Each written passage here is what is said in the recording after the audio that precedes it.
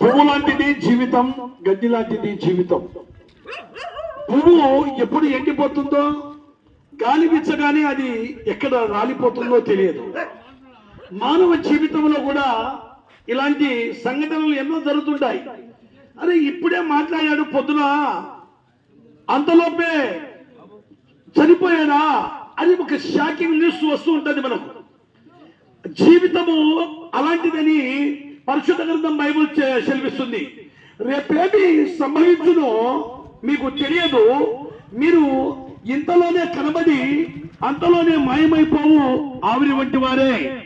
సోదరి సోదరులారా, అల్లేగుండం గ్రామ ప్రజలారా, ఈ ఉదయకాలంలో ప్రభు అయిన యేసుక్రీస్తు రావడానికి కారణం ఏదంటే, ఆయన పేతురు రాసిన మొదటి పత్రిక 2వ అధ్యాయం 24వ వచనములో, లేఖనముల ప్రకారము క్రీస్తు మన పాపముల నిమిత్తము మృతి పొందెను, సమాధి చేయబడెను, లేఖనముల ప్రకారము 3వ దినమున లేపబడెను. మానవుడు గడ్డి లాంటి వాడు, పువ్వు లాంటి వాడు.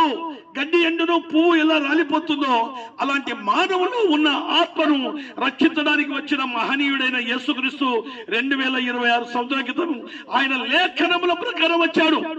లేఖనములు నెరవేర్చుటకు అంత్యకాల దినమందున, అపాయకరమైన దినములందున మరి ప్రభు అయిన యేసుక్రీస్తు మానవ కోటిని రక్షించడానికి, సర్వమానవాళిని పరలోక రాజ్యం చేర్చడానికి ఆయన ఎందుకు వచ్చాడు? సామాన్యమైన మానవుని రూపము ధరించుకొని వచ్చాడండి. ఆ మానవుని రూపము ధరించుకున్న దేవుడు ఆయన ఏం సెలవిస్తున్నాడంటే, మరి పువ్వు లాంటిది మీ జీవితం, గడ్డి లాంటిది మీ జీవితం. గడ్డి ఎండిపోతుంది, పువ్వు రాలిపోయినట్లు మీ శరీరాలు ఒకరోజు విడిచిపెట్టి వెళ్ళాలి. శరీరంలో ఉన్న ఆత్మండి, దానికి చావు లేదు. బాల్యము, యవ్వనము, కోమారము, వృద్ధాప్యము మరి లేనిదే ఆత్మ. మరి శరీరానికి మరి బాల్యం ఉంది, యవ్వనం ఉంది, వృద్ధాప్యం ఉంది, నడిప్రాయం ఉంది. మరి ఇలాంటి శరీరము 60-70 సంవత్సరాల తర్వాత ఒకరోజు ఆ శరీరము మట్టికి వెళ్ళిపోతుందని ప్రభు సెలవిస్తున్నాడు. ఆత్మయే జీవింపజేయుచున్నది, శరీరము కేవలం నిష్ప్రయోజనమండి. అందుకే ప్రభు ఆత్మను గురించి వచ్చాడండి. మీ శరీరాలు మార్చాలనో, మీ కులం మార్చాలనో, లేకుంటే మీ జాతి మార్చాలనో, మీ పేరు మార్చాలని ఆయన రాలేదు. కానీ మీలో ఉన్న ఆత్మ పాప క్షమాపణ నిమిత్తము ఆయన పరలోక రాజ్యం చేర్చడానికి వచ్చిన మహనీయుడని యేసుక్రీస్తు ఆయన సువార్తను తెలియజేస్తున్నాం. అందుకే ప్రభు సెలవిచ్చాడు, మీరు సర్వలోకానికి వెళ్ళండి, ఈ సర్వ సృష్టికి మీరు సువార్త ప్రకటించండి, నశించున్న ఆత్మలను వెతికి రక్షించండి. నశించిపోయే ఆత్మ నరకానికి, అగ్నిగుండానికి జారిపోతుంది. ఎందుకంటే ఈ శరీరం వల్ల చేసిన పాపం, అది కామము, క్రోధము, మదము, మాత్సర్యము, కొట్లాటలు, పగలు, ఇలాంటివి, వ్యభిచారము, దొంగతనము, మోసాలు కావచ్చు. ప్రతి మానవుడు కామన్ గా ఒకరికి చూసి ఒకరు పడిపోతున్నారు, చెడిపోతున్నారు. మరి చనిపోయి పాతాళానికి, అగ్నిగుండానికి చేరిపోతున్నారు.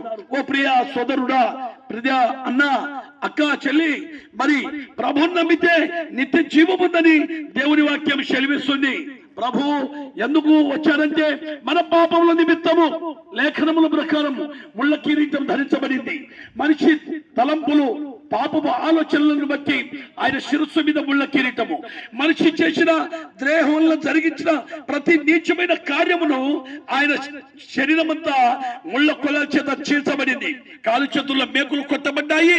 ఇలాగా ఈ విధంగా ఆయన రక్తమంతా కార్చి ఆయన మరణించి సమాధి చేయబడి 3వ దినమున సజీవుడుగా లేచాడు. సజీవుడైన యేసుక్రీస్తు సెలవిస్తున్నాడు, నా రక్తము ద్వారా మీరు కడగబడితే పరలోక రాజ్యం. యేసు రక్తం ప్రతి పాపం నుండి మనల్ని పవిత్రం చేస్తుంది. అది అమూల్యమైన రక్తము, అది నిష్కలంకమైన రక్తము, అది మనుషులందరికీ పరలోక రాజ్యం చేర్చే రక్తం అండి. ప్రియ సోదరి సోదరులారా, మరి దానికి మేము కొనాలా? దానికి డబ్బులు ఇవ్వాలా? వెండి ఇవ్వాలా? షేర్లు ఇవ్వాలా? ఏమీ లేదండి. విరిగి నలిగిన హృదయం చేత పాపినైనా నన్ను క్షమించమంటే, ఎంత ఘోర పాపికైనా క్షమించి పరలోక రాజ్యం ఇచ్చే గొప్ప దేవుడు అండి. ఈ మంచి మాటల చేత మీరు ఆదరించబడతారని, రక్షణ పొందుతారని, నేడే రక్షణ సమయం. ఆలోచించిన నరకం ఉంది, అగ్నిగుండం, పాతాళం, దాన్ని తప్పించుకొని పరలోక రాజ్యం చేరాలని ప్రభు సెలవిస్తున్నాడు.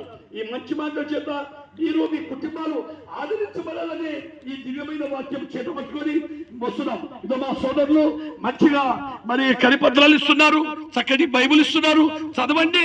అందులో ఉన్న మరి గొప్ప మర్మాన్ని తెలుసుకొని పరలోక రాజ్యం సొంతం చేసుకుంటారని చెప్తూ ఈ మాటలు ముగిస్తున్నారు. దేవునికి స్తోత్రం. దేవుడు మిమ్మల్ని దీవించును గాక. ప్రార్థన.